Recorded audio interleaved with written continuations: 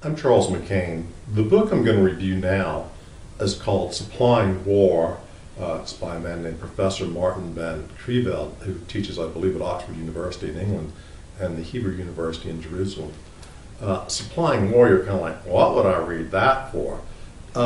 You would read it if you had an interest in how much people lie or historians don't know about logistics and how they specifically constrained some of the great generals, not only in history, but specifically in World War II.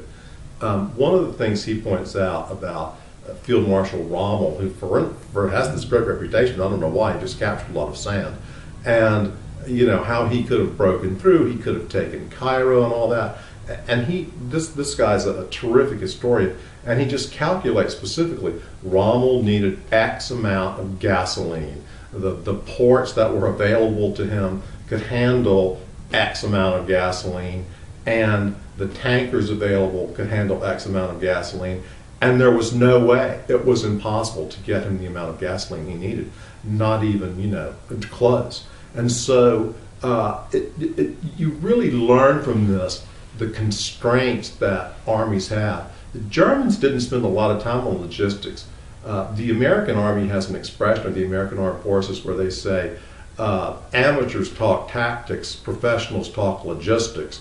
And there is no more truth or proof of that than in reading this book, both about Rommel in North Africa and especially the German Army on the Eastern Front in the Second World War, which logistically was a complete disaster. And in essence, what they said to themselves as the war began, as they attacked the Soviet Union, was, well, we'll just kind of play it by ear. And that didn't work very well at all. So this is a fascinating book. It's a scholarly work. If you want to read this kind of detail, I certainly recommend it. It's the only book like it that I've read. Professor Creveld's a brilliant man. I certainly give it 5 stars.